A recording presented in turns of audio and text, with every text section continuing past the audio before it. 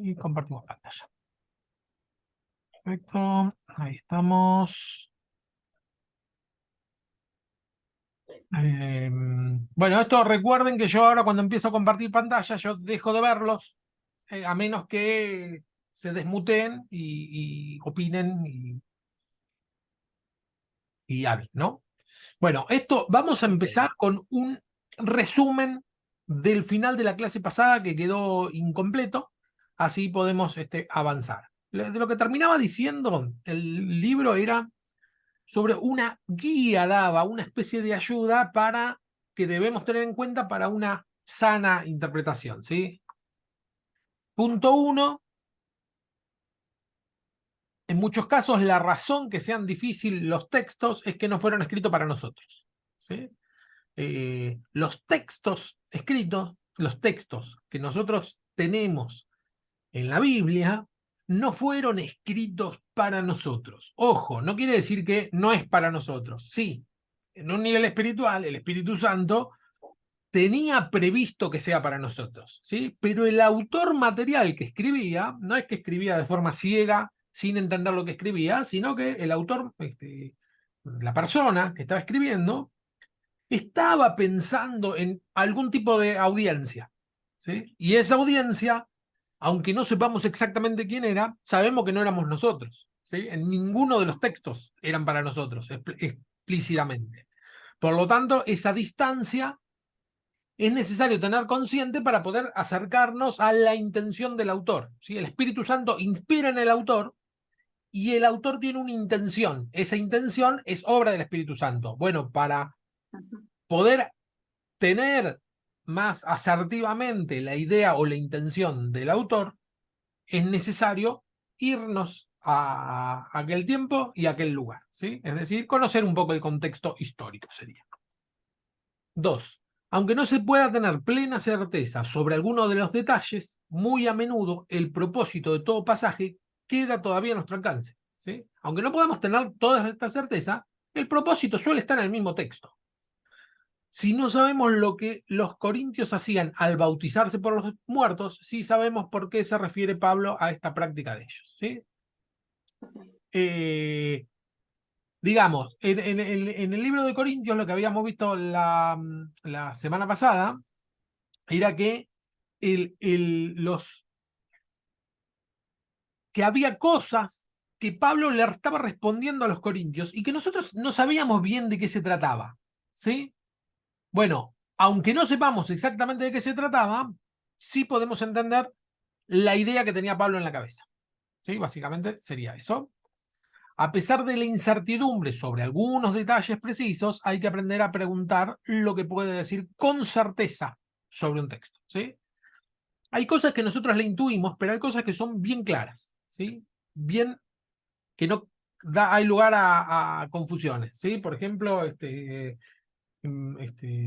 hagan todo, dice el Señor, sin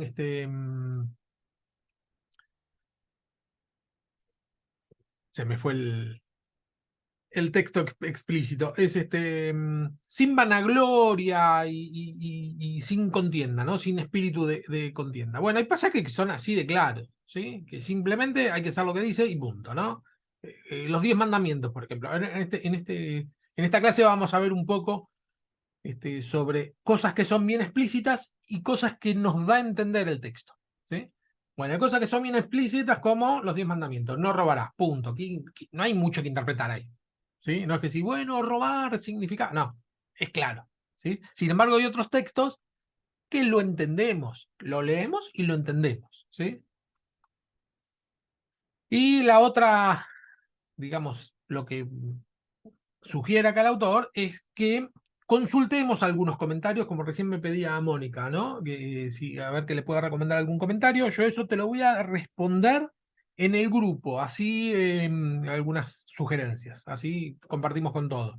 Qué comentario sería bueno o que más o menos esté un precio accesible y que sirva realmente. Y por otro lado, les voy a compartir el video donde ahí explico cómo instalar este software que se llama Eastword, donde pueden leer la Biblia, leer todos los comentarios. Creo que no hay ningún comentario que quede afuera de esa Biblia Y es gratis. Y liviana para la computadora, no es pesada. Así que con una compu chiquita anda perfecto. Bien, y arrancamos con la clase 3.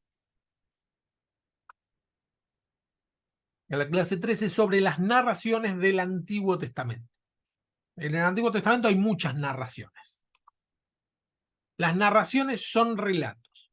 Todas las narraciones tienen una trama y personajes. Y va a decir acá el autor que hay 3 niveles de las narraciones. ¿Sí? Las narraciones son relatos, y lógico, ¿no? Está contando una historia. Eso es una narración. Y todas las narraciones tienen una trama, es decir, una historia que está contando y personajes, ¿sí?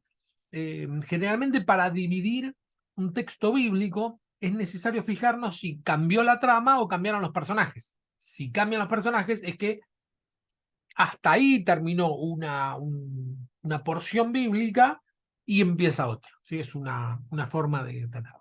Y acá menciona 3 niveles que me parece interesantísimos sobre las narraciones del Antiguo Testamento. Nivel superior. Es el plan superior, el plan universal de Dios. Es el nivel superior, ¿sí? Hay un plan de Dios que empieza en el Génesis y termina en la resurrección de Cristo, ¿sí? El plan ese es miren que hay alguien los silencios, ustedes si quieren opinar, ya saben, desmutense, pero manténganse en silencio así no hay ruido. Nivel superior. Es todo el plan universal de Dios. El plan universal es el hombre desobedece a Dios, el hombre desobedece a Dios, eh, es lo que se llama la famosa caída, ¿sí? Del hombre, y empieza el plan de salvación que culmina, digamos, llega al máximo el plan de salvación con Cristo, ¿no? Que muere y resucita. Por eso dice, empieza con el pecado de Adán, el plan universal, y termina con la resurrección de Cristo. Eso es a un nivel superior. Todos los relatos están inmersos dentro de ese relato. Todos. La creación, la caída, el poder del pecado sobre el hombre, la necesidad de redención, ¿sí? Que es decir, el hombre solo no puede ser limpio del pecado por sus propios medios, aunque en el Antiguo Testamento el Señor, dentro del plan, digamos, da una especie de plan contingente para que haya una salida a el poder que tiene el pecado sobre el ser humano. Esa salida es el sacrificio que hacían los sacerdotes a causa del pecado, ¿sí? Hay una necesidad de redención, viene Cristo, encarna, muere, y bueno, falta y asciende al cielo, ¿sí? Vence la muerte. Él dice la palabra que el precio del pecado es la muerte, por lo tanto, el gran problema de la humanidad, digamos, la gran trama a nivel superior, es que se introduce la muerte dentro de la creación, ¿sí? El poder de la muerte, que nos tiene sojuzgados a todos. Viene Cristo y vence la muerte. Nivel medio, se centra en Israel el nivel medio. Llamamiento de Abraham, esto es a partir de Génesis 12. Llamamiento de Abraham, establecimiento de un linaje, o sea, los hijos de Abraham, esclavitud en Egipto, liberación de Egipto, conquista de la tierra prometida, ya entramos con Josué, deslealtad constante del pueblo, ¿no? Deslealtad, paciencia de Dios. ¿A qué se refiere? Al libro de los jueces. El pueblo peca, se olvida de Dios, va tras los Baales, lo invaden los extranjeros al pueblo, ¿no? Los pueblos vecinos atacan a Israel. Dios levanta un caudillo, un líder dentro de Israel, los libra de los ataques extranjeros, tienen un tiempo de paz, vuelven a olvidarse de Dios, no es como cíclico, vuelven a olvidarse de Dios, vuelven a ser atacados por el extranjero, vuelven a levantarse un paladín, por eso dice paciencia de Dios, ¿no? Deslealtad y paciencia de Dios. División del reino, ¿qué es? Dentro de la paciencia de Dios también entra el tema que le empiezan a pedir a Samuel, no sé si se acuerdan, danos un rey, le piden a Samuel, que era el profeta, ¿no? Samuel podría considerarse el último de los jueces, ¿sí? ¿Por qué? Porque era un líder carismático dentro de Israel. Y van y le pide el pueblo, le dicen, danos un rey, como el resto de los pueblos que tienen un rey. Y Dios le dice, bueno, no te enojes porque no te están desechando a vos, no sé si se acuerdan de esa porción, que dice, no te están desechando a vos, sino que me están desechando a mí. ¿Por qué se iba a enojar Samuel? Porque él era el líder, Samuel era el líder. Y dice, danos un rey, ¿cómo? Y yo que estoy pintado. Entonces no, Dios le dice, no, no, no te están desechando a vos, vos vas a seguir siendo el profeta. Me están desechando a mí, que es peor, es más grave. Por eso, digamos, tiene que ver con la paciencia de Dios, ¿no? Que querían un rey visible. División del reino, ¿no? Después que muere Salomón, se divide el reino. Al norte queda lo que se llamaba Israel y al sur Judá. Deportación, ¿sí? Primero se llevan deportados al norte, a lo que eran Israel, se lo lleva a Siria, digamos, lo invade un pueblo extranjero y los deporta. Y Judá, que era el que estaba al sur, dicen, bueno, nosotros tenemos el templo, ¿no? Que está en Jerusalén, por lo tanto, nosotros somos invencibles porque acá está la presencia de Dios, está el arca, no es imposible que invadan acá. Bueno, no. Babilonia empieza a conquistar, toma a Siria. Asiria dominaba la parte de lo que era Israel antes, por lo tanto, atacan y en dos movidas bastante importantes se llevan cautivo eh, al sur, ¿sí? A Judá. Quedan deportados. Es decir, pierden la tierra prometida. Retorno a la tierra prometida, ¿no? Esdras, Nehemías, cuando vuelven y empiezan a levantar el muro, a levantar el templo. Bueno, esa es la trama media, ¿sí? Es la historia, hay una historia de Israel, ¿sí? Que va desde Abraham hasta que ellos retornan a la tierra prometida. Eso, todos los relatos están inmersos dentro de esta trama. Están dentro del nivel superior, es decir, el plan de salvación, están inmersos dentro de un nivel medio, que es la historia de Israel, y tenemos el nivel inferior, que son las centenares de narraciones sueltas que componen los otros dos niveles. ¿Sí? Es decir, el nivel medio y el nivel superior está compuesto.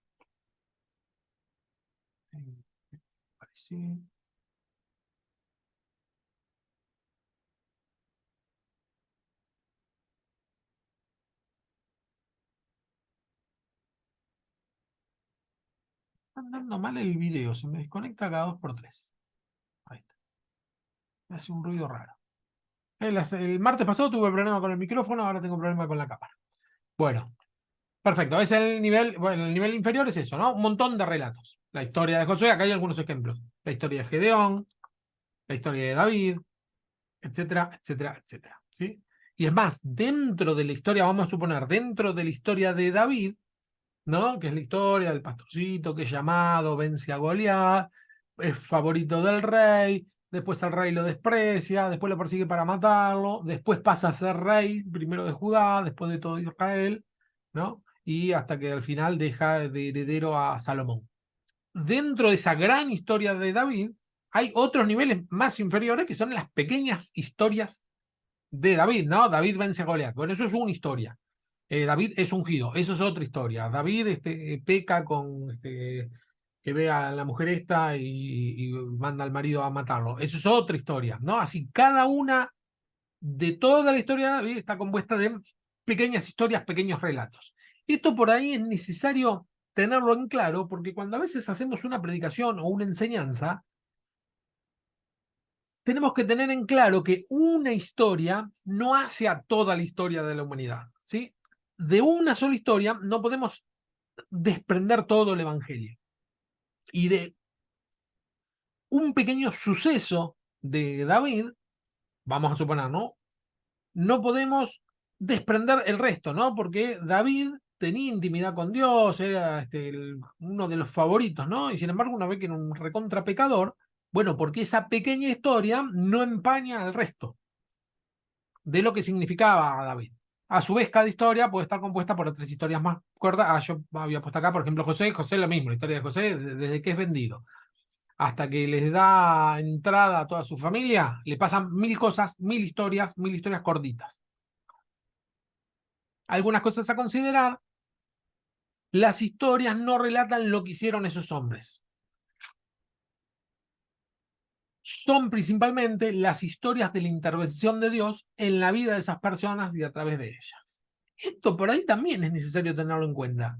No es que solamente nos relata no es que solamente nos relata la historia de un hombre, ¿no? De, no sé, Saúl. No es solamente eso, sino que a través de ese relato nosotros vemos la intervención de Dios. Digamos, vamos conociendo a Dios por medio de estos relatos, ¿sí? La Biblia tiene el principal objetivo que es que conozcamos a Dios. Ese es el principal gran objetivo de la Biblia, ¿sí? Que conozcamos a Dios y que, por lo tanto, sepamos cómo caminar, cómo comportarnos para agradarle, para tener mayor intimidad, etcétera. Pero lo principal es conocer a Dios. Entonces, ¿por qué nos relata la historia de, no sé, de Samuel? ¿Por qué nos relata eso? Porque nosotros a través de esa historia vemos la intervención de Dios. Y eso es lo sustancial, ¿sí? Las narraciones del Antiguo Testamento no son alegorías ni historias con significados ocultos, pero pueden haber aspectos de las narraciones que no sean de fácil comprensión, ¿sí?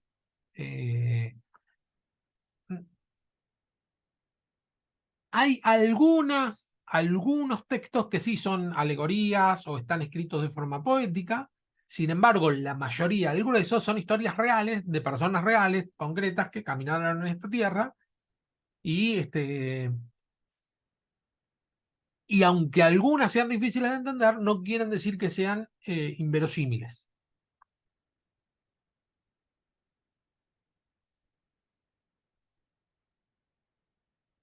Esta es otra. Las narraciones no responden a todas nuestras preguntas sobre un tema dado. Tienen un enfoque limitado y nos dan solamente una parte de todo el cuadro de lo que Dios está haciendo, ¿sí? Siempre nos quedan 1000 preguntas con casi todas las historias y cuanto más lo estudiamos, más preguntas nos generan, ¿sí? Y a medida que vamos respondiendo esas preguntas, nos empiezan a surgir nuevas preguntas, porque el punto no es acabar todas las preguntas en un relato, sino que por eso es necesario tener la idea general, ¿sí? Y nos dan una pequeña parte del cuadro general, de lo que Dios está haciendo. Por eso hay que tener en cuenta siempre el nivel superior, que es el plan de salvación. Las narraciones del Antiguo Testamento nos enseñan la naturaleza de Dios de forma aplicada, no de forma intelectual. ¿Sí? Ejemplifica la enseñanza. Es decir, no te dicen hace tal o cual cosa, sino te muestra a alguien que hace tal o cual cosa y vemos las consecuencias. De esa forma aprendemos. Es como si fuera de forma práctica. Es muy didáctico el tema. Acá hay un ejemplo. Éxodo 20:13. No mates. Éxodo 20:14. No cometas adulterio. Estos son dos leyes dentro de los 10 mandamientos, ¿sí? Es bien claro. Eso no es narrativo, ¿sí?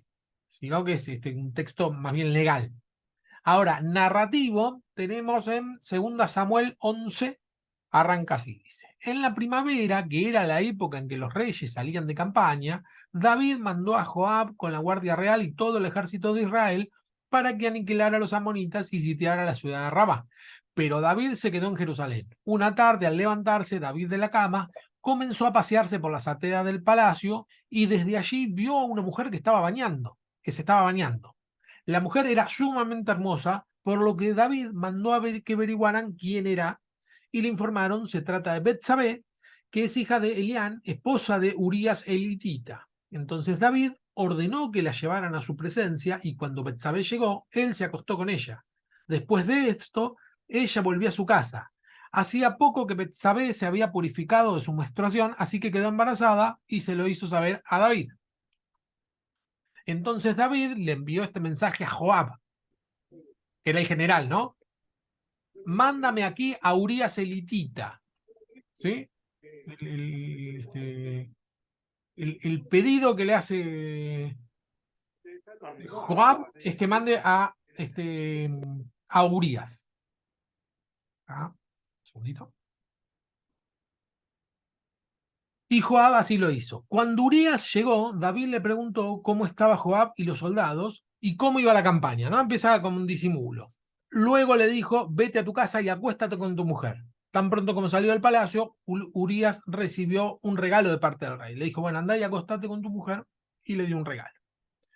Pero en vez de irse a su propia casa, se acostó a la entrada del palacio donde dormía la guardia real.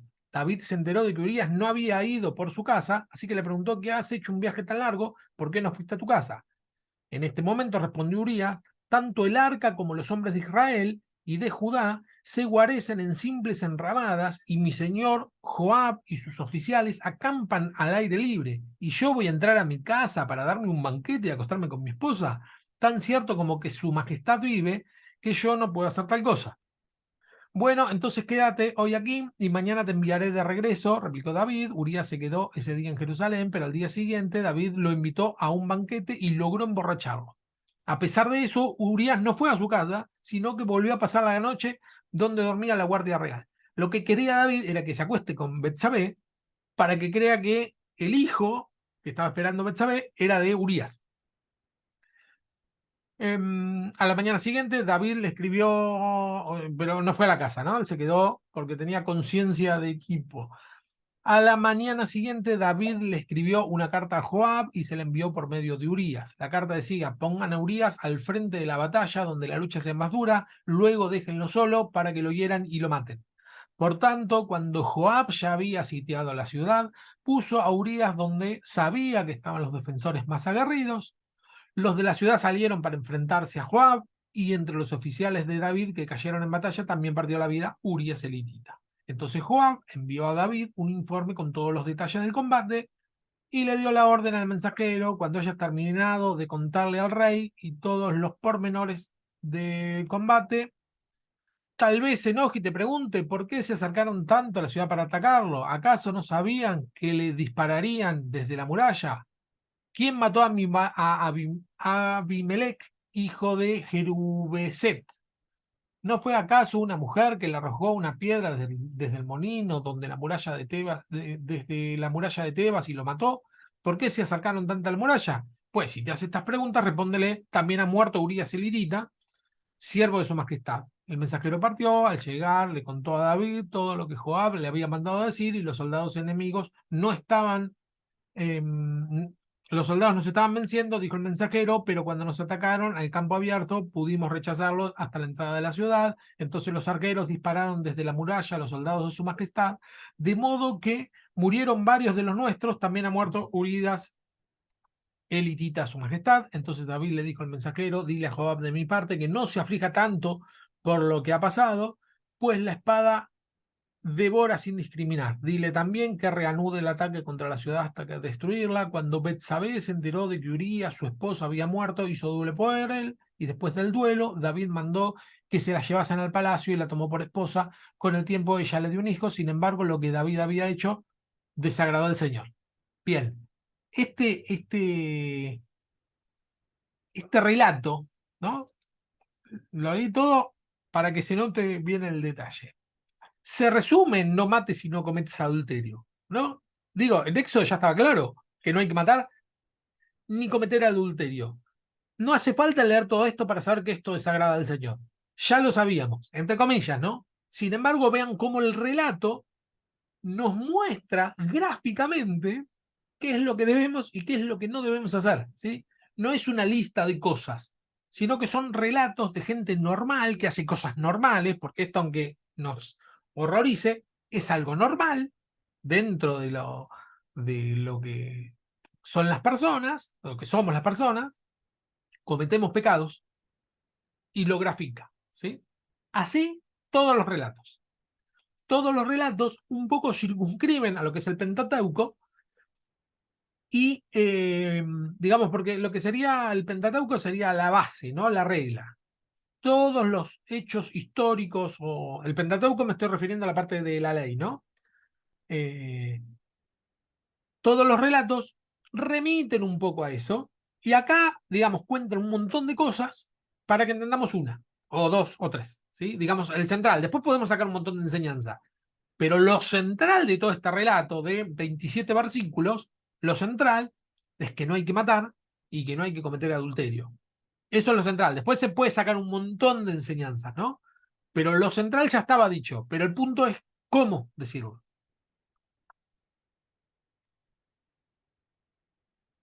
Bueno, ahora sí pasamos a la tarea de la semana pasada. Esperen que dejo de compartir un cachito. Esto es una especie de introducción. La semana pasada tenían de tarea, a ver si alguien la pudo hacer, arranquemos por ahí. Si alguien la pudo hacer, avanzamos con esto. Si nadie la pudo hacer, seguimos con el relato, no hay problema. Seguimos con la clase. Había que leer, si no me equivoco, Filipenses 1:27 ¿Sí? y 2:13. Sí. ¿Puede ser? Sí. Bien. Y hacer Eh, un... Sí, ver, tratar de sacar un significado. un significado. Ujú. Bueno, yo estuve leyendo los dos, eh, tanto Filipenses 1:27 como Filipenses 2:13. Indagué un poco sobre el contexto, ¿no? Que es parte de lo que tenemos que ejercitar a veces para saber qué nos quiere decir. Eh, 1:27 relata o Filipenses relata lo que escribe Pablo, ¿no? A sus amigos. Pablo estaba en, en una casa, estaba custodiado y les escribe desde ahí, estaba en Roma, estaba esperando un juicio, ¿no es cierto? ¿Sí? Y creo que lo que quiere decir eh, el texto bíblico ahí es que instaba a la unión por alguna cuestión. En esa carta instaba a la unión de sus amigos, ¿sí? De la iglesia que él había fundado con anterioridad. Él había hecho unos viajes y en viajes anteriores a ese lugar había fundado eh, la iglesia de Filipos. No sé si me corregís después, pero esto es más o menos lo que yo pude concluir, y que los instaba a la unión. Eso es el bosquejo, el resumen más o menos que puedes sacar de Filipenses 1:27. Bien. Y, y después de 2:13, eh, digamos que es un poco más adelante, pero también tiene que ver con, con esto que los insta a ese grupo de personas que eran amigos de él, y que los instaba no solamente a la unión, sino que a la predicación y a mantenerse vivo en la prédica, y en las cuestiones del Evangelio, ¿sí? Con fervor, y los insta que no, les dice algo más o menos así, que no es necesario mucho, sino que es más bien poco, pero con cierta calidad, con cierto fervor, con cierta... em, con esas cosas que él pretendía que sus hermanos o sus discípulos o sus amigos, de la manera que él pretendía que predicaran el Evangelio, ¿sí? Poco pero bueno. Eso es más o menos el resumen que yo saqué con mis palabras. Bien. Perfecto. En cuanto a la ocasión y propósito, ¿pudiste ver algo? O sea, vos diste un pantallazo general de todo. El punto, Emilio, es que decía, te digo un pequeño detalle, del 1.27 al 2.13, del 1.27 al 2.13. El guión no es que son dos versículos separados, sino leerlo todo como un ¿Sí? conjunto. Del 1.27 al 2.13. Esperá que se te mutió el micrófono, no te estoy escuchando. ¿Ahí me escuchás? Ahí sí.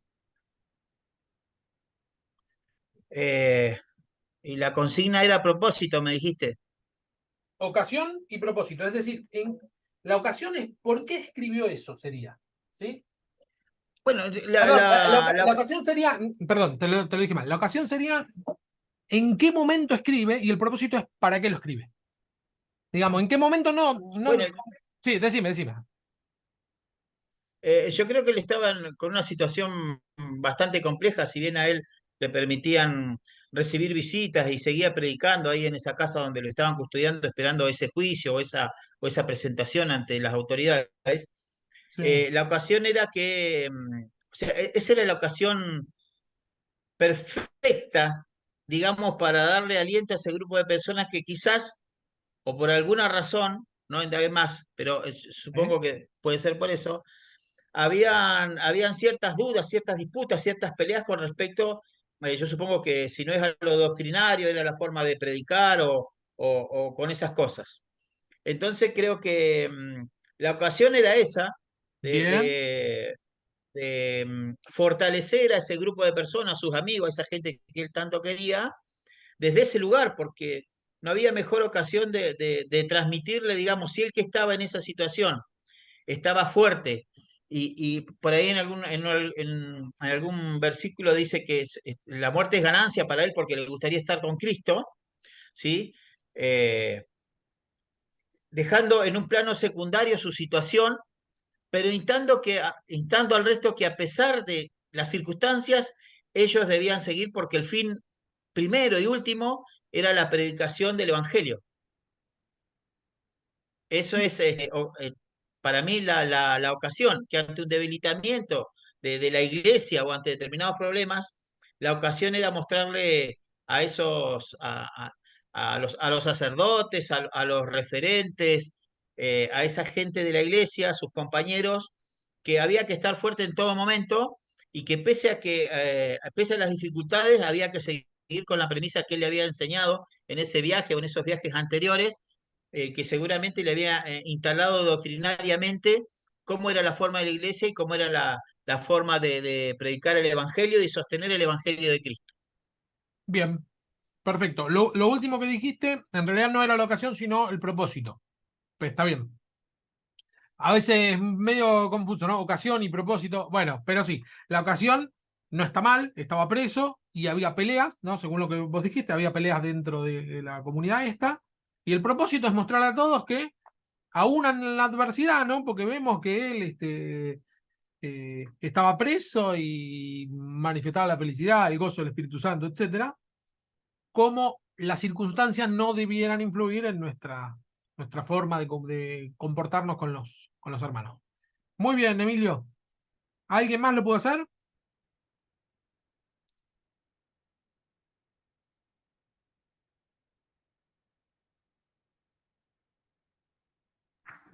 Yo honestamente, Fernando, tuve complicaciones de tiempo. Lo tengo a medias, pero podría enviarlo después. O sea, yo tuve que ir a atender unos detalles fuera de capital y Bien, ayer y se me complicó. ningún problema. El que no lo pudo hacer para ahora, sí, lo puede escribir y me lo envía no en el grupo, sino por privado. ¿Sí? Me lo envía. Es así de sencillo, ¿eh? Ese texto bíblico, ocasión y propósito. ¿Sí? Tratar de ver esas dos cosas.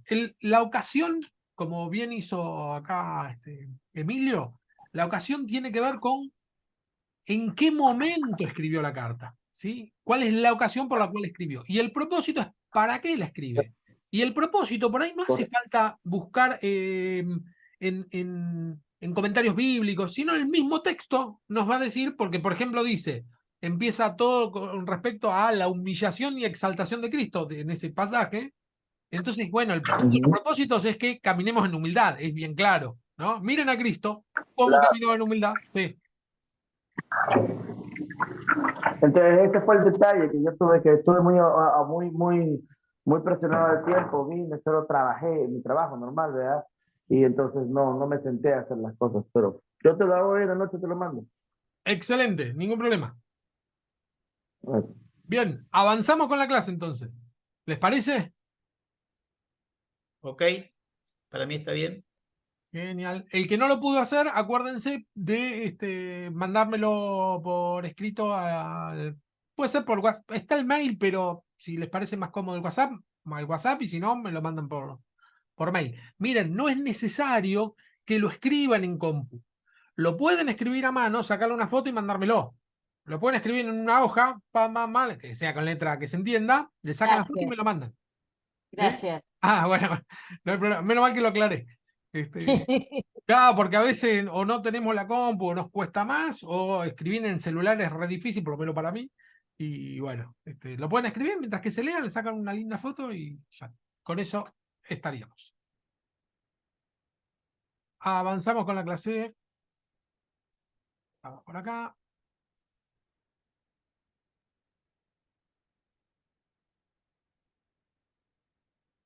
dice,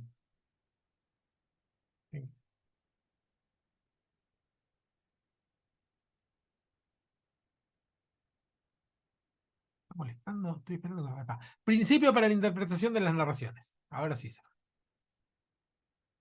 Una narración, o sea, hay unos ciertos principios para la interpretación de las narraciones del Antiguo Testamento. ¿Sí? No es interpretar a nuestra manera. Recuerden que sigue reglas específicas de la narración de los textos hebreos o de la literatura rabínica. Todo el Antiguo Testamento. La mayoría, aunque por ahí no todos responden a la misma forma gramatical, sí hay ciertas reglas que la hemos olvidado. ¿Sí? Digamos que no son nuestras reglas.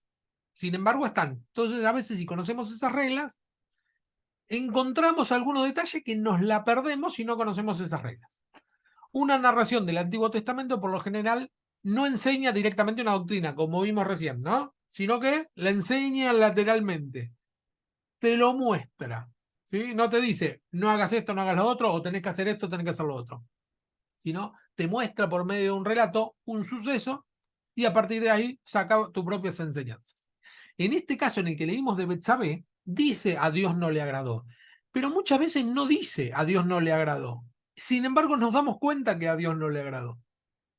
Porque conocemos el carácter de Dios o por la forma en que está escrita. Una narración del Antiguo Testamento usualmente ilustra una doctrina que se enseña con proposiciones en otra parte. ¿Sí? La proposición es lo que digo, ¿no? No matarás. Es una proposición. Sin embargo, una narración te lo muestra, ¿sí? La ilustra. Las narraciones informan lo que pasó, no necesariamente lo que debió haber pasado, ni lo que debe pasar en todo tiempo. Por lo tanto, no todas las narraciones tienen una aplicación moral identificable. Cuentan lo que pasó. Vamos a suponer el caso que violan a Dina, una de las hijas, una de las hermanas, ¿no? de los 12. Y entonces generan una venganza quieren vengar la honra de la hermana, ¿no? Entonces lo que hacen es al ejército les dicen que los van a perdonar, que van a hacer una alianza, pero para perdonarlos y hacer la alianza se tienen que circuncidar. Entonces se circuncidaron todo el ejército enemigo o el pueblo enemigo. Y dice que a la noche, cuando estaban en sus peores dolores, después de la circuncisión, que no se podían ni mover, los atacaron y los mataron a todos. Bueno, eso ocurrió. Nosotros vemos ahí algo de inmoral, ¿no? Porque si bien estaba vengando, digamos, estaba haciendo justicia, entre comillas, la deshonra de la hermana, vemos que hay algo que está mal y no dice específicamente qué es lo que está mal, solamente cuenta una narración, ¿sí? Pero uno al ir viendo por las narraciones el accionar de Dios, nos vamos dando cuenta qué es lo que está bien y qué es lo que está mal, sin necesidad que nos diga explícitamente. Lo que los personajes de las narraciones hacen no es necesariamente un buen ejemplo para nosotros, con frecuencia es precisamente lo opuesto. Me acabo de acordar de Jefté, ese es otro, ¿no? No sé si se acuerdan, uno de los jueces que le dice al Señor, si me das la victoria, como ofrenda te voy a dar a la primera persona que salga a recibirme cuando llegue a casa. La primera persona que sale a recibirlo es la hija, entonces le dice, mira, le hice una promesa a Dios, así que te voy a tener que matar, y la hija le dice, bueno, pero déjame pasear un poco, estar con mis amigas, bueno, te doy un tiempo, está con las amigas y después la mata. Yo por lo menos, la primera vez que iba leyendo el relato, me imaginaba un final parecido al de Abraham y Isaac, ¿no? El Señor va a intervenir y va a impedir que mate a la hija. No, no lo impide, la mata. Bueno, no es un ejemplo de un buen líder o de un buen padre. No, justamente en este es un caso opuesto. Es un ejemplo de un arrebatado que hace una promesa, porque a diferencia de Abraham, no es que Dios le pidió que haga eso. Él lo prometió de loco y después se vio obligado por su palabra a hacerlo, ¿sí? Sin darse cuenta que no está mal arrepentirse de lo que uno dijo, ¿sí? Era preferible que se arrepienta de lo que dijo y no decir, no, ya está, lo dije, lo tengo que hacer, ¿no? Bueno, es un mal ejemplo y te lo narran y no te dicen que está bien, que está mal, no, lo narran, esa es la historia.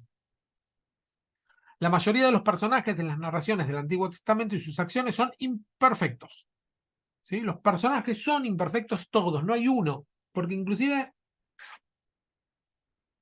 David, que es una especie de prefigura de lo que sería Cristo, en el sentido que era el Mesías, ¿no? Era un ungido, era el que iba a salvar a Israel, ¿no? El gran salvador de Israel, así que en un punto es una especie de prefigura de Cristo, ¿no? Quiero decir, los que esperaban y los que esperan en la actualidad al Mesías, esperan una persona y esperaban una persona parecida a David. Sin embargo, vemos que David tenía un montón de pecados, ¿sí? Es decir, por más que sea una prefigura de Cristo, o que lo pinten como perfecto, no es perfecto. O el otro que también lo dibuja así, el Antiguo Testamento, es José. A José no le describe ningún pecado, él hace todo bien, José, inclusive en medio de las injusticias, ¿no? Y tratamos de encontrar, bueno, era soberbio porque les mostró a los hermanos. Sí, está bien, pero no está mostrando el gran defecto del relato, no está mostrando el defecto de José, sino que más bien muestra el defecto de los hermanos. Ahora, que no muestre los defectos no quiere decir que sean personas perfectas, ¿sí? Por lo tanto, nosotros no nos tenemos que dejar llevar por si lo hizo él está bien, si no, no, uno tiene que discernir conforme a cómo Dios veía lo que él hacía, lo que el personaje hacía. No siempre se nos dice al final de una narración si lo que ocurrió era bueno o era malo, ¿no? Es lo que acabo de decir. Se espera que podamos juzgar bien con lo que Dios ya nos ha enseñado directa y categóricamente en la Escritura. Tenemos cosas que son bien concretas. Bueno, en base a esas cosas bien concretas, vamos viendo en el relato qué es lo que está bien y qué es lo que está mal. Todas las narraciones son selectivas e incompletas. No siempre se dan todos los detalles pertinentes. Lo que aparece en la narración es todo lo que el autor inspirado pensó que era importante para que nosotros supiéramos, ¿sí? Hay una especie de máxima para interpretar la Biblia que dice que la Biblia no es exhaustiva, pero sí es suficiente. Es decir, no narra todos los acontecimientos, solamente narra lo que es suficiente que nosotros sepamos, ¿sí? Las narraciones no se han escrito como soluciones a todas las cuestiones teológicas, tienen propósitos limitados, específicos y particulares y tratan ciertos asuntos, dejando otros para que sean tratados en otro lugar y de otro modo, ¿sí? Cada narración es limitada, siempre tiene una enseñanza principal, siempre, y un montón de enseñanzas aledañas, ¿sí? A veces es necesario distinguir cuál es la enseñanza principal. ¿Por qué? Porque a veces damos mucha énfasis a cosas secundarias y nos olvidamos de lo central, ¿sí? Más adelante vamos a ver un texto interesante para estudiar sobre la idea principal de uno de los pasajes, ¿sí?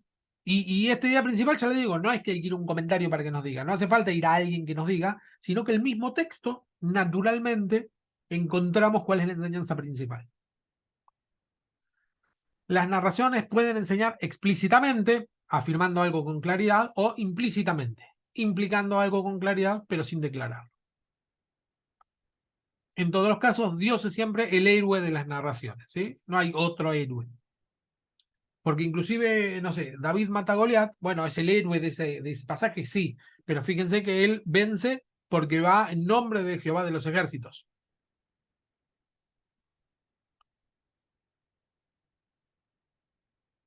Ejemplo, la historia de José dice explícitamente, Jehová estaba con José.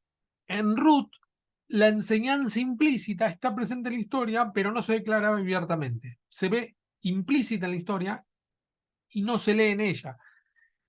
Casi no se lo nombra a Dios en el libro de Ruth. Es uno de los libros que Dios, digamos, como personaje como personaje narrativo, está ausente dentro de Ruth. No aparece nunca, no se manifiesta ni nada. La distinción de lo que se enseña de modo explícito puede ser bastante fácil, pero distinguir lo implícito es más difícil, ¿sí? Es decir, algo explícito es cuando te lo dicen claro. Y a Dios le desagradó esto, punto. Lo implícito es, te lo narran de una manera que vos te das cuenta qué es lo que está queriendo decir, ¿sí?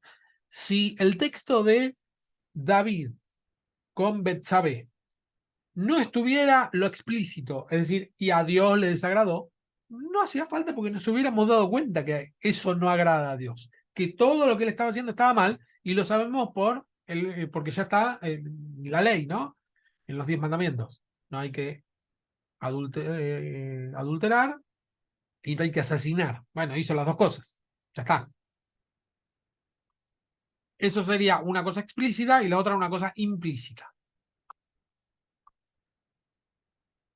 Ruth, tu pueblo será mi pueblo y tu Dios será mi Dios. 1:16, en vez de decir Ruth se convirtió, ¿no? Se espera que podamos reconocer que, puesto que recibió a Jehová como Dios suyo, fue convertida, ¿sí? Eso es un bien caso claro de algo implícito. Ruth hace esa oración, ¿no? Tu pueblo le dice a la suegra, tu pueblo será mi pueblo y tu Dios será mi Dios. ¿Qué Dios? El Dios de Israel. Por lo tanto, se convirtió. Explícito sería si dijera Ruth se convirtió a Dios. Bueno, no está explícito. Solamente escuchamos lo que dice y nos damos cuenta que se convirtió. Eso para los que a veces tienen la fórmula de repetir conmigo, me arrepiento de mis pecados, te recibo, Jesús, como mi Señor y Salvador, te pido que me anotes mi nombre en el libro de la vida, ¿no? Lo que es la declaración de fe. A veces tenemos el librito ese y creemos que si no decimos exactamente eso, no nos estamos convirtiendo. Y vemos en la Biblia que ni una persona hizo esa declaración de fe, ¿sí?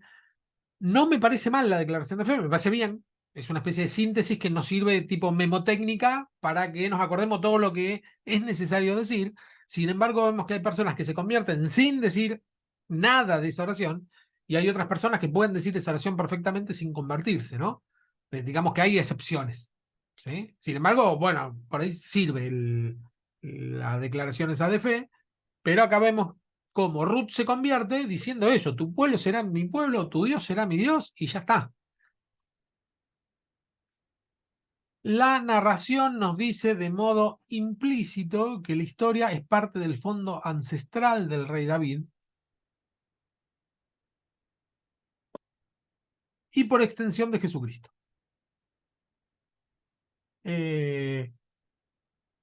Véase 4:17-21, porque después vemos que Ruth es madre de Obed, creo que era el abuelo de... Sí, Obed, papá de Isaí, Isaí, papá de David.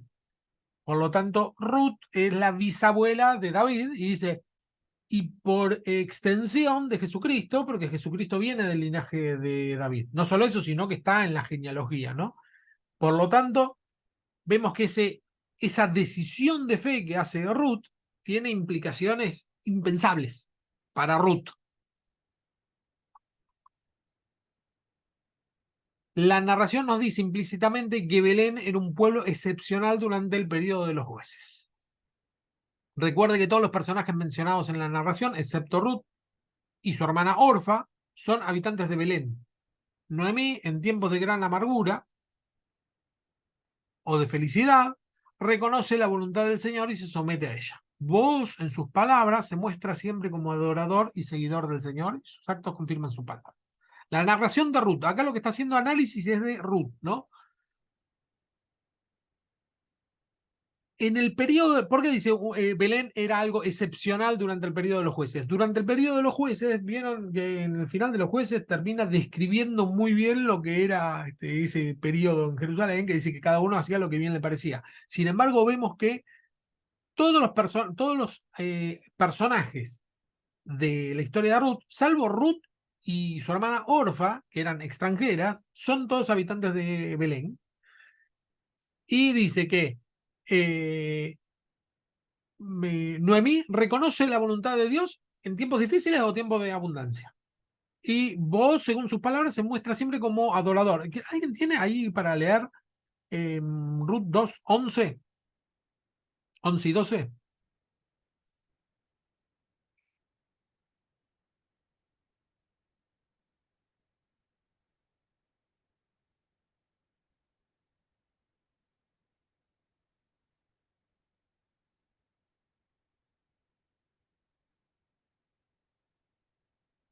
11 y 12, ¿verdad? Sí, 2, 11, 12. 2, 11 y 12.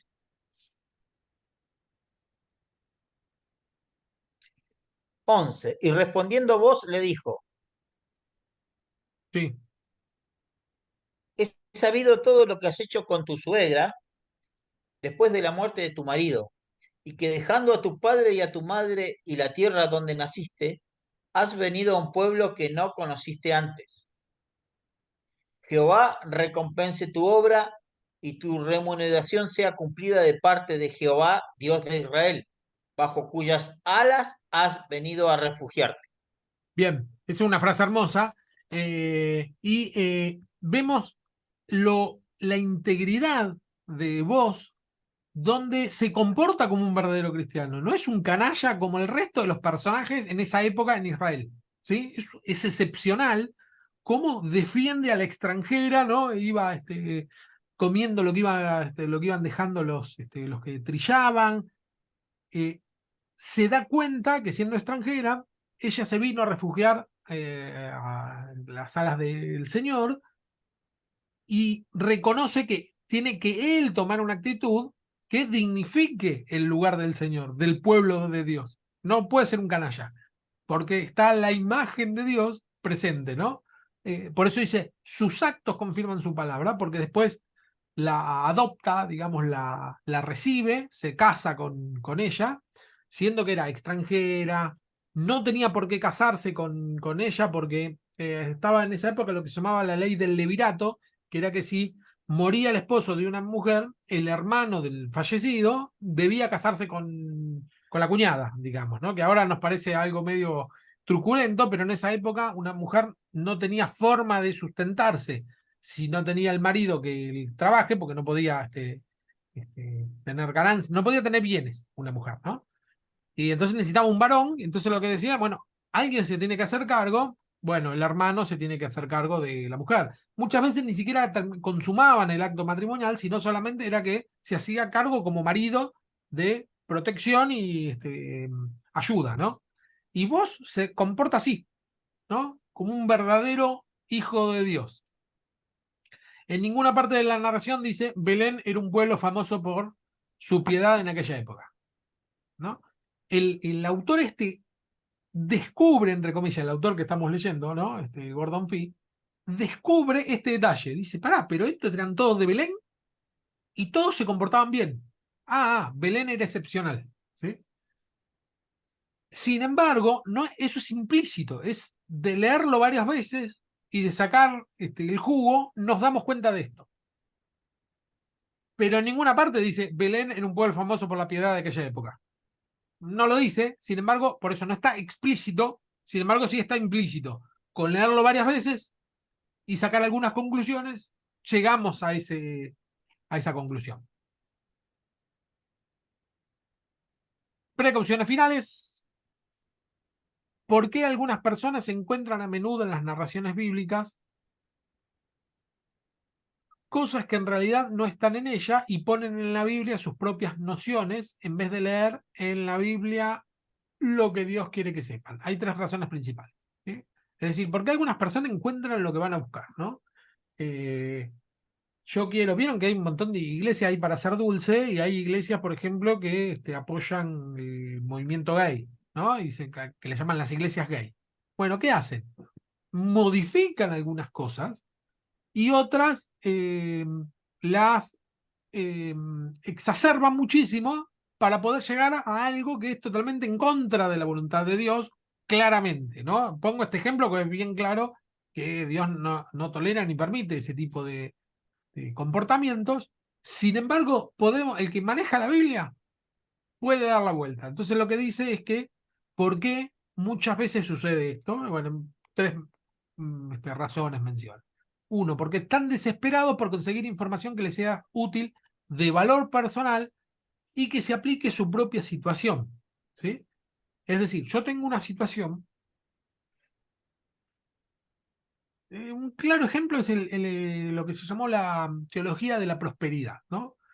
Como la palabra del Señor dice que Él quiere que prosperemos en todas las cosas, ¿no? Y vemos que Abraham era un hombre rico, y vemos que Jesús tenía un contador, ¿no? Y que tenía sobreabundancia en ese sentido, ¿no? Y pasa esto, el problema, sí. ¿Alguien dijo algo o no? No. El problema con la teología de la prosperidad es que muchas veces nace de la intención de no de ser avaro, ¿sí? Vemos que un montón de pasajes donde el Señor dice que los ricos no van a entrar en el reino de los cielos, que más bienaventurado es dar que recibir, el joven rico que le dice, bueno, vende todo lo que tenés y dalo a los pobres, y él se fue triste porque tenía muchas posesiones, es más fácil que entre un camello por el ojo de una aguja que un rico entre al reino de los cielos, un montón de pasajes.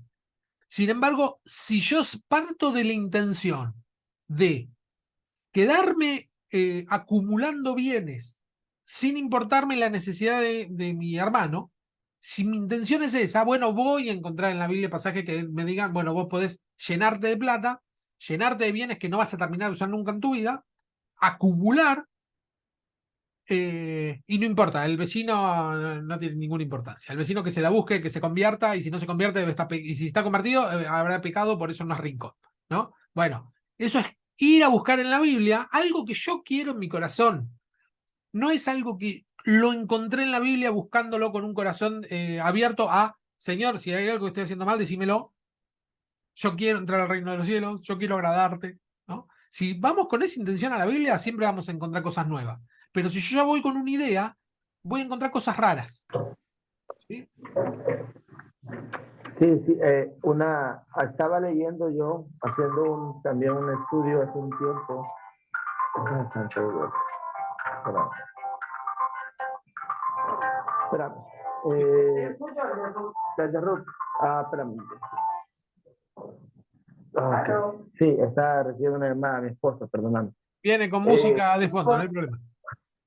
Sí, con música, viene con música de fondo. Y en mi casa no conocen lo que es el vibrador. ¿Aló? Pero bueno, el detalle es que yo estaba leyendo una capacitación de didáctica, de enseñanza bíblica, precisamente las palabras singularidad, y daban un ejemplo de singularidad, de querer llegar a la Biblia y buscar, o sea, encontrar algo o buscar algo nuevo, pero cuando nos decimos algo nuevo, como tú decís, no es algo que, digamos, por ejemplo, te voy a dar un ejemplo de algo nuevo. Iba a hacer el comentario antes, pero a mí me pasó eso con el tema de Jefté. Una vez leyendo Jefté, me di cuenta que, claro, o sea, podemos ver desde varias perspectivas la enseñanza, y yo la observé desde la perspectiva Jorge. Sin que tú le mandas un mensaje, pero él había dejado el celular. Del amor. Ay, no, Dios mío. Espérame, decide que ya le hablo con él, que ya hablo con él. Ya Que te habla, que está en una clase. Entonces,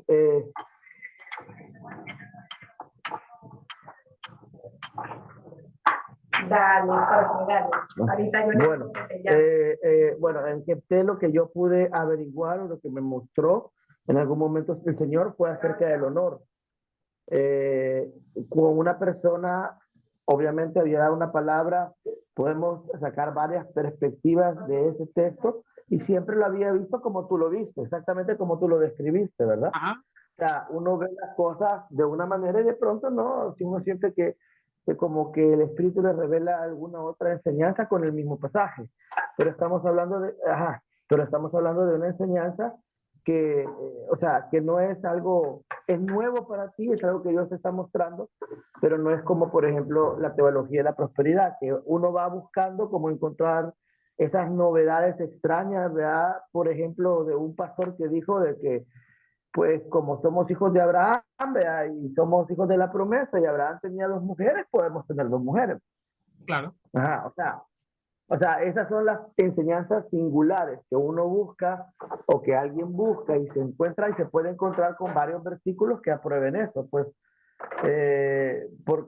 pero es algo como creado por la mente del hombre, no expresado por la boca de Dios.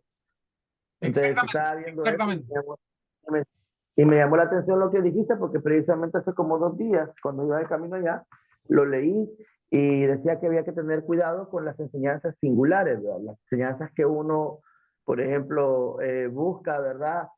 Un ejemplo de enseñanzas singulares de manera ridícula es que todos han dicho que,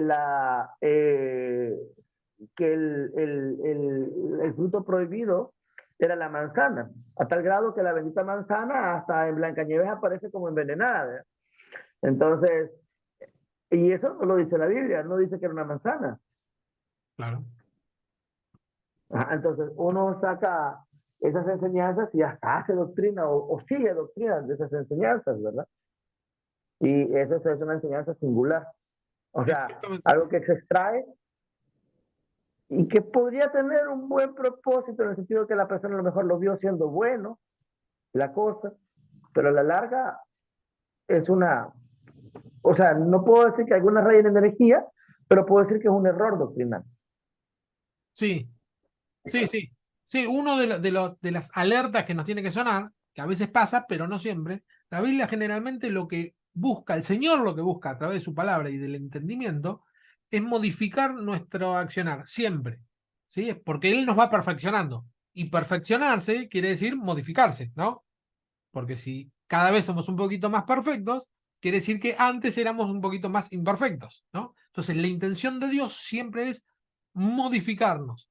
Si yo encuentro siempre en la palabra cosas que tienen que ver con mi forma de pensar o mi forma de actuar, lo que estoy buscando es justificativos para no cambiar. No estoy buscando descubrir qué es lo que el Señor me está pidiendo que cambie, sino al contrario. Estoy tratando de justificar acciones que yo ya hago. Entonces, una buena alerta es, bueno, esto que estoy leyendo, ¿es lo que yo ya pensaba antes de leerlo? Si es exactamente lo mismo, y tenemos que sospechar que nuestra mente nos está jugando un truco, ¿sí? Nos está haciendo encontrar algo que ya queríamos encontrar de antemano. Tal vez pasa, a veces pasa, ¿eh? A veces pasa que sí, que solamente el Señor nos confirma que algo que estamos haciendo está bien, está perfecto.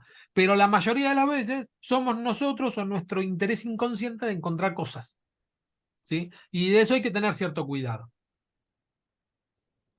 Gracias, Carlos, Por, por el aporte. bueno, dame un ratito, tengo una llamada que hacer, ya vuelvo, ¿ok? Dale, dale, perfecto, no hay problema.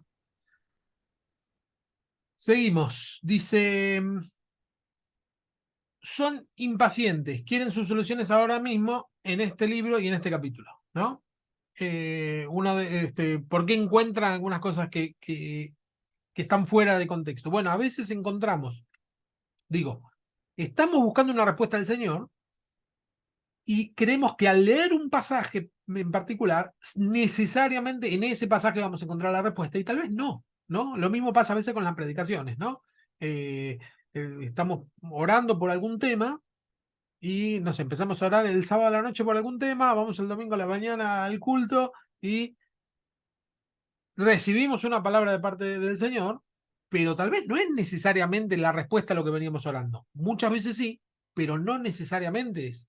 Porque a veces no, a veces la palabra sirve para otras cosas, sirve para que nos propongamos nuevas metas, nuevos motivos de oración, y la respuesta tal vez venga más adelante, ¿no? Pero a veces hacemos eso, ¿no? Queremos soluciones ahora en este pasaje o en esta predicación necesariamente. 3, esperan que todo en la Biblia se aplique directamente como instrucción a la propia vida. Y no es así, ¿no? La Biblia tiene instrucciones para todo el mundo y no todos tenemos ni vamos a tener todas las experiencias posibles, ¿sí? O todas las dificultades posibles. Entonces, no todo lo de la Biblia aplica a nosotros de forma personal. Muchas veces solamente recibimos una enseñanza para transmitirla a una persona que esté viviendo en una situación semejante, pero no es porque nosotros vivamos o vayamos a vivir esa situación, ¿sí? O algo que aplique. 6 errores de interpretación más comunes que la gente comete al buscar respuestas en alguna parte de la Biblia, aunque todos se aplican a las narraciones, aunque todos se aplican a las narraciones, no se limitan a ellas. Es decir, bueno, como estamos viendo en narraciones, estos errores se aplican a las narraciones, pero no es solamente en ese caso. Bien. Alegorización. En vez de centrarse en el significado claro, hay personas que se ponen a reflexionar en otro significado que no aparece en el texto, ¿sí? La alegoría es contar una historia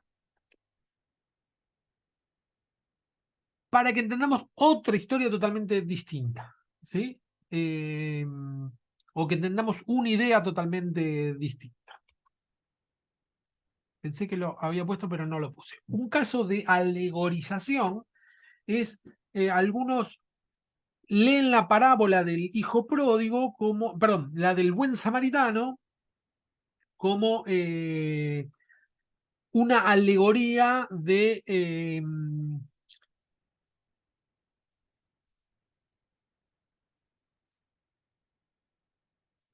no me acuerdo cómo era que lo habían sacado. Pero bueno, alegorizaban todo. Cuando dice A, en realidad está queriendo decir B.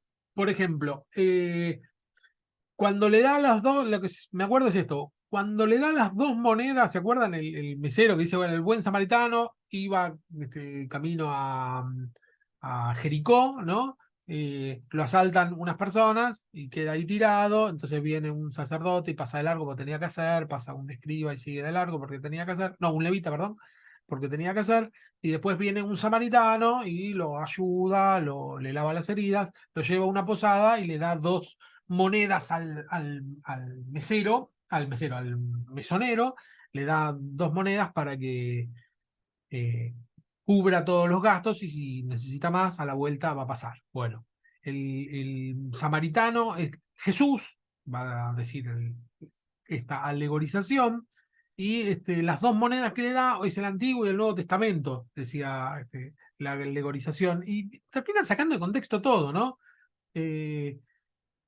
Así, cada palabra, ahora no me acuerdo, es muy loco. Cada palabra está en realidad queriendo decir otra. Bueno, pero te saca del contexto de lo que está queriendo decir y que tiene que ver con, primero, cómo hay personas que son odiadas, sin embargo, están llenas de Dios, que son los samaritanos, odiados por todos los judíos, sin embargo, llenos de Dios y reacciona como debería, como un buen hermano. Y cómo hay personas que se creen santas o que son catalogadas como santas, como el sacerdote y el levita, y sin embargo no se corresponde a la forma en que se la mira a cómo reacciona, ¿sí? Eso es lo que cuenta el relato, básicamente. Después podemos sacar mil cosas y si empezamos a alegorizar, podemos hacerle decir al texto cualquier cosa. Sin contexto. Algunas personas pasan por alto los contextos históricos y literarios y a veces la propia narración se centran en unidades pequeñas solamente. Esto lo vamos a ver, el tema del contexto lo vamos a ver ahora, un poco más adelante. Selección.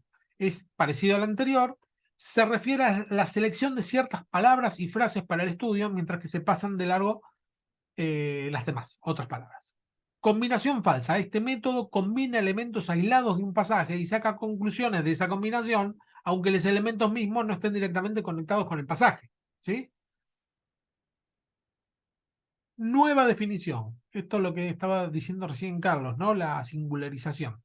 Cuando se cambia el significado sencillo del texto para aliviar la tensión de un pasaje. Y autoridad extracanónica, es decir, extracanónicos son libros que se escribieron sobre la misma época o épocas parecidas, sobre temas similares, y se les da una autoridad que no es como si fuera la Biblia, pero no es la Biblia. Acá terminamos con este texto. Esperen que dejo acá un cachito con este pasaje.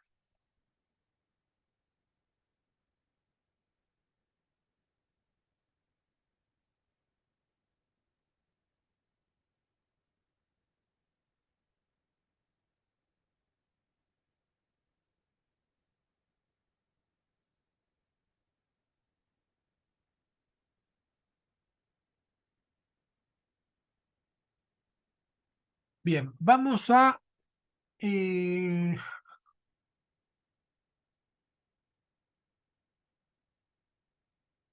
vamos a avanzar. En esta clase pasó al revés que en otras clases, que es que el tiempo no nos daba, ahora nos sobró un poquito, así que vamos a hacer una pequeña introducción a la clase que viene y así vemos el tema de la tarea de la semana que viene, ¿sí? Porque lo que vimos hasta ahora tiene mucho que ver con lo que sigue a continuación. Y acá venimos. Los 4 evangelios. Bueno, hasta... Espera, vamos a dejar de compartir. Hasta acá, ¿alguna pregunta sobre narraciones del Antiguo Testamento? ¿Algo que les haya quedado, que no les haya quedado claro?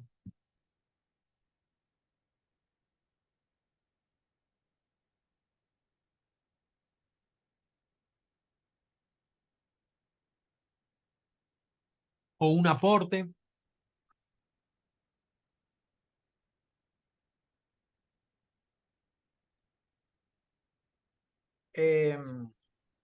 ¿Me escuchan ahí? Sí, te escuchamos re bien. Sí, bien. No, la verdad que muy claro. Yo voy anotando y después seguramente por ahí cuando lea de nuevo todo lo que miramos en la clase, por ahí se me ocurre algo y te lo consulto en la próxima semana. Pero la verdad que muy claro, hay algo que me quedó haciendo ruido, que son las cuestiones fuera de contexto, que hoy es un problema de los evangelistas, de los predicadores, de la gente que encargada de llevar la palabra, de que muchas veces, no sé si es una cuestión de interpretación o no, pero en muchas ocasiones se saca de contexto lo que la Biblia quiere decirnos para acomodarnos justamente a lo que vos decías en esta enseñanza que nos impartiste hoy, ¿no? Acomodándola a la situación de la iglesia o a una situación personal. Estas cuestiones de la prosperidad, del Evangelio de la Prosperidad, digamos, todo lo que se habló es parte de lo que hoy se ve en las iglesias. La verdad que eh, particularmente a mí me me abre muchísimo esta enseñanza para poder interpretar mejor y confirmar algunas cosas que a veces uno no las comenta o no se atreve a preguntar. Y la verdad que esto instruye un montón, me sirve muchísimo. La verdad que estoy muy contento con con la capacitación, Fernando. Qué Eh, bueno, bueno. estoy anotando y bueno, me inspira, termina la clase y si mi hijo me lo permite, porque ahora lo cuido yo después que termine, leo un poco más, siempre esperando que el Espíritu Santo nos siga instruyendo, ¿no? Que esto sea un instrumento para que podamos edificarnos nosotros, a nuestros hermanos y a la iglesia. La verdad que muy claro, por lo menos para mí, muy claro. Yo no tengo preguntas. En todo caso, si tengo alguna en la próxima clase, en un momentito que nos des, voy Sí, a sí, sí, manifestarte si me queda alguna duda. perfecto. ¿Mm? Sí, con respecto a los pasajes fuera de contexto, hay un texto que siempre solemos utilizar y que siempre lo sacamos de contexto, que es cree en el Señor Jesús y serás salvo tú y tu casa. Es un pasaje que está en Hechos, ¿no? Y siempre se utiliza este pasaje para decir que si nosotros creemos en Jesús, toda nuestra familia va a ser salva, es decir, que cuando nos muramos, nos vamos a ir todos al cielo. En síntesis.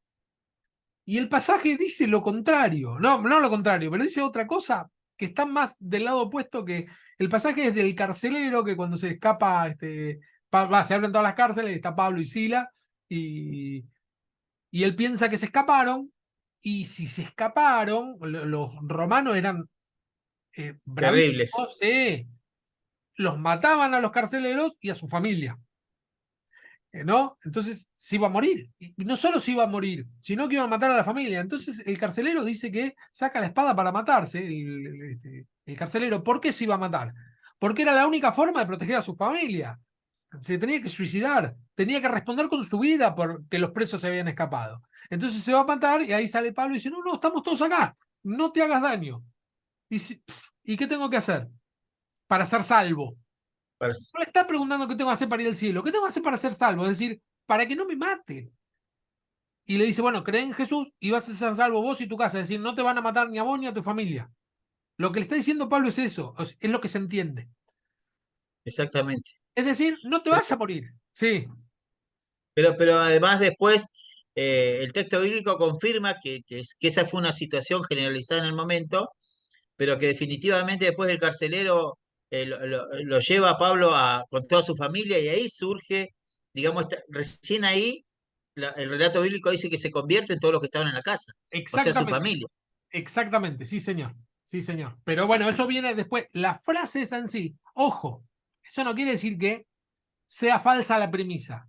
Sí que si No, no, seguro, nosotros ¿no? oramos por nuestra familia, el Señor va a hacer el milagro y el Señor quiere que todos conozcamos, entremos en el conocimiento de Él, y además por el mismo testimonio nuestro, nuestra familia va a terminar accediendo. Pero justamente ese pasaje está hablando de otra cosa, está sacado de contexto. Está sacado de contexto y es lo que muchas veces se transmite o se enseña o se predica erróneamente, porque el que está del otro lado, el oyente o el estudiante o como ¿Sí? sea, interpreta eso.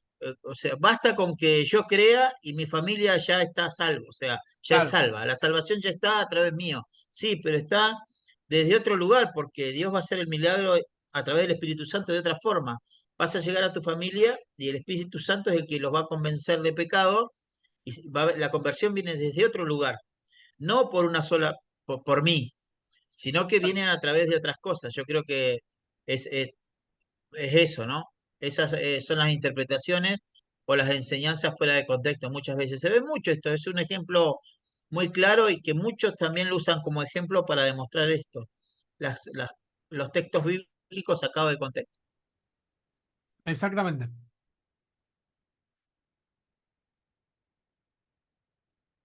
Bueno, ¿algo más? ¿Avanzamos? Quedamos en una hora complicadísima, porque estamos muy cerca de la hora, pero bueno, avancemos un poquito, ¿sí? Así aprovechamos, porque lo que puede pasar, lo que suele Sí, pasar es sí. que algunas clases se extienden mucho, entonces si avanzamos un poquito con la clase 4, el día que nos atrasemos un poco, ya venimos, ¿cómo se dice? Venimos Adelantados. adelantados, sí, señor. Vamos acá. Bueno, la clase 4, ahí estoy, ahí lo están viendo, sí, sí. Los evangelios, una historia en muchas dimensiones, ¿sí? Casi todas las dificultades que se encuentran al interpretar los evangelios se derivan de dos hechos principales. Jesús mismo no escribió un evangelio, vienen de otro, no de él, y hay 4 evangelios, ¿sí? Es decir, hay 4 relatos canónicos sobre lo que hizo Jesús en la tierra y, bueno, muchas veces coinciden y muchas veces no coinciden. Y a veces, bueno, hacemos fuerza para que coincidan porque nuestra mente occidental del siglo XX o siglo XXI no nos entra en la cabeza que hayan 2 cuestiones que sean diferentes y sin embargo las 2 sean verdad y las 2 sean reales, ¿sí? Nos cuesta muchísimo. Entonces buscamos la forma de que coincidan todas las versiones, pero muchos textos no coinciden en nada. Hay 4 evangelios, ¿cómo ocurrió esto y por qué? Bueno, acá empieza una explicación, ¿no? Había muchas comunidades cristianas que necesitaban una historia de Dios. Uno se escribió primero y ese evangelio se volvió a escribir 2 veces más. Mateo y Lucas, por diferentes razones, para satisfacer diferentes necesidades, independientemente de ellos. Otra vez y por otras razones diferentes se escribió, eh, por otras razones diferentes tipos, Juan escribió un evangelio. Bueno, eh, lo que dice es, el primer evangelio que se escribió fue Marcos. Lucas y Mateo tomaron de Marcos y ampliaron un poco, ¿sí? Cada uno de ellos. Y por eso se llaman los evangelios sinópticos, esos 3. Mateo, Marcos y Lucas, ¿sí? Esos son los evangelios sinópticos. Y después de otro lado, sin ningún tipo de relación con Mateo, Marcos y Lucas, Juan escribe su evangelio, ¿sí? Están relacionados, porque el punto es así, había la primera hipótesis sobre estos 3 evangelios, los sinópticos, se llaman sinópticos porque son los que más comparten textos en común, ¿sí? Muchísimo comparten. Ahora, es muy difícil de entender qué es lo que comparten y por qué. O sea, llegar a la conclusión de, bueno, ¿qué pasó? ¿Cómo que llegó a esto? Entonces, la primera idea era que Lucas y Mateo habían escrito primero, por eso están en ese orden, Mateo, Marcos, Lucas. Lo que suponían era que Mateo y Lucas escribieron los evangelios por separado y Marcos hizo un resumen, ¿sí? Esa era una de las primeras ideas, pero se desechó por completo, porque La forma en que está escrito, más bien, dice es que Marcos escribió primero y los otros dos ampliaron, ¿sí? Ahora se piensa eso. Es el primer evangelio que se escribió, y además por lo que relata en el evangelio, hay cosas que no están relatadas ni supuestas en el evangelio de Marcos, como la destrucción del templo, que tuvo que haber sido choqueante, y eso no está ni siquiera mencionado, lo pasa muy por encima, entonces se tuvo que haber escrito antes de la destrucción del templo. Por lo tanto, fue uno de los primeros que se escribió. Vamos para atrás. Esto no lo... Bien. Ahora, tenemos... Vamos para acá. Marcos lo escribe primero. Lucas amplía un poquito. Mateo amplía otro poquito. ¿Sí? Ahora, el punto que también cuesta entender es por qué hay cosas que están en Lucas y están en Mateo, pero que no están en Marcos. ¿Sí? Sobre todo los dichos de Jesús. Cada vez que lo que se llamó el Sermón del Monte, ¿no? Que está en Mateo, en Mateo está casi todo junto, Mateo del 5 al 7, ¿no? El famoso que se llama Sermón del Monte. Bueno, ese sermón se repite en Lucas, pero no lo sacó de Marcos. Entonces dice, bueno, pero que entonces Lucas tomó también de Mateo. No, porque al revés. Hay cosas que evidentemente Mateo tomó. Bueno, entonces a la conclusión última que llegaron, digamos la más aceptable, es que había un quinto evangelio al que le llamaron el documento Q, se lo llama, que son los dichos de Jesús. Alguien escribió todo lo que Jesús decía, ¿sí? Ese se llamó el documento Q. Eso aparece mucho en algunos comentarios bíblicos. Aparece mucho. Según el documento Q, no existe, el documento Q no se encontró nunca, es una teoría, que son todos los dichos de Jesús. Entonces, la teoría es, Marcos escribió el Evangelio, y estaba el documento Q de todos los dichos de Jesús. Entonces, Lucas tuvo acceso a Marcos y tuvo acceso al documento Q y escribió su Evangelio. Y Mateo, por su lado, tuvo acceso a Marcos y al documento Q y escribió su Evangelio por su lado.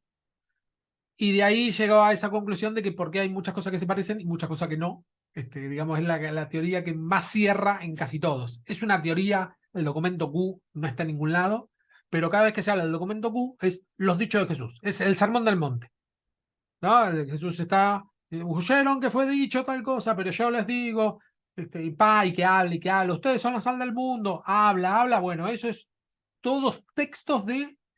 ¿Vieron que hay unas Biblias que los dichos de Jesús están en rojo? Bueno, eso es fácil para ver el documento Q. El documento Q es todo lo que está en rojo, ¿sí? Es lo que Jesús dice o dijo, ¿sí? Las citas textuales de Jesús. Y por otro lado, Juan, ¿sí? Ahora, lo interesante de esto es que todos los evangelios son anónimos. No están firmados. Ningún evangelio está firmado, ¿sí? La tradición dice que el primero lo escribió Mateo. La tradición dice que el segundo lo escribió Marcos. La tradición dice que el que conocemos por Lucas lo escribió Lucas. Y la tradición dice que el que lo escribió Juan, el que dice Juan, lo escribió Juan.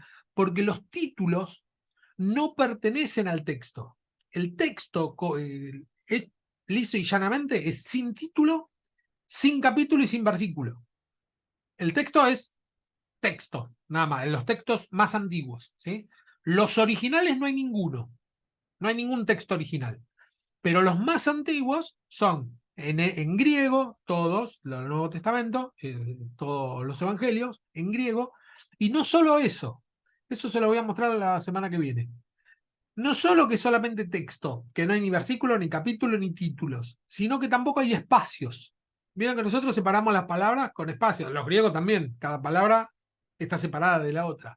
Pero para ahorrar espacio, lo escribían todo junto, porque era caro, muy caro.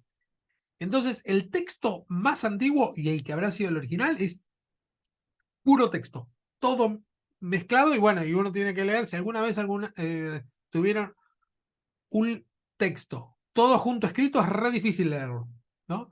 Para separar palabra por palabra. Bueno, así es como están los más antiguos y no dicen en ningún lado ni Mateo, ni Marcos, ni Lucas, ni Juan. Por eso son anónimos, ¿sí?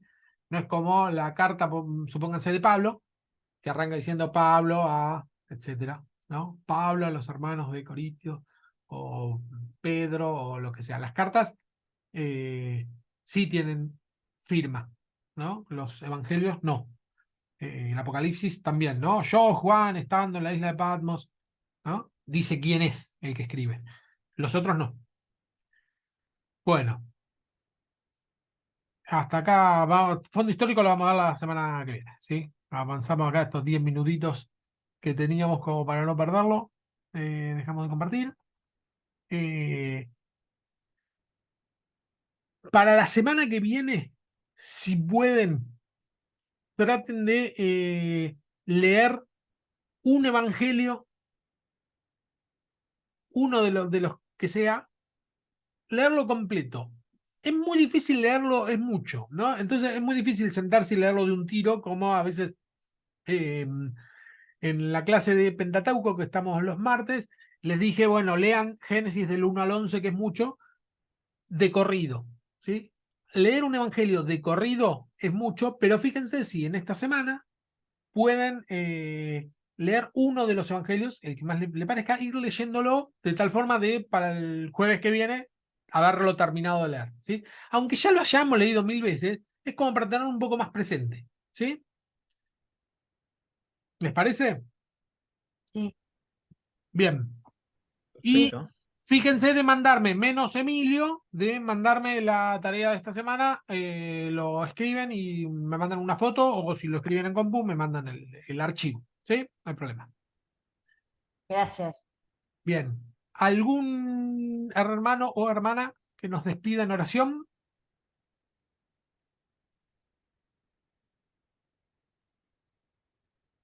Bueno, voy yo, si ¿A vos? no una hermana. ¿No? Bueno,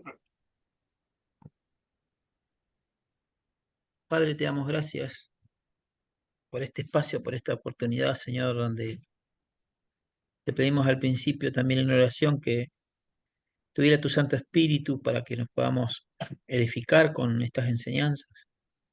Te damos gracias, Señor, por todo lo que tú nos estás dejando, porque sabemos que va a ser para fruto de la iglesia, para edificación también de la iglesia, para compartir con nuestros hermanos, pastores, enseñadores, el pueblo, que es tu pueblo, Señor. Te damos gracias por todo eso.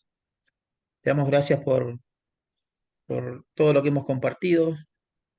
Te pedimos, Señor, que bendigas a todos los que tienen que regresar, a todos los que tienen que seguir trabajando, a todos los que tienen que seguir compartiendo. Bendice el final de este día, Señor, para mañana un nuevo comienzo.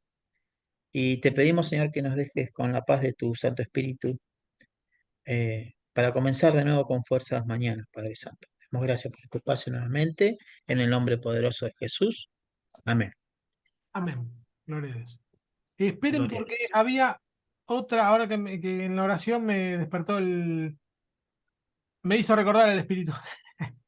Amén. No, el capítulo que tienen que leer, además de un evangelio, digamos, tenerlo, ya que tienen la costumbre creo que tenemos la costumbre de leer, pero esperen que le digo qué capítulo vamos a ver la semana que viene del libro, ¿no? Acá estamos. El capítulo 7 del libro, que se llama Los Evangelios, una historia con muchas dimensiones, ¿sí? El capítulo 7 del libro. Voy a ver si puedo, que me pidió Mónica, hacer otra versión un poco más, de letras más amplias para imprimir, ¿sí? Pero bueno, vamos a ver el capítulo 7 que habla de este tema, ¿no? Los Evangelios, ¿sí? Nos vemos. Y Dios nos bendiga. no, Sí. no te olvides, por favor, de compartir la aplicación que Ah, mencionaste sí, por el... les mando ahora, pues me voy a olvidar. El video de la clase esta, a veces tardo porque hasta que se renderiza, a No, veces está tarda bien. poco. Pero el otro ya lo tengo, lo mando ahora al grupo. Ok, ¿Sí? gracias. Bendiciones para Gracias. todos. Nos vemos, bendiciones, adiós. Gracias, chao.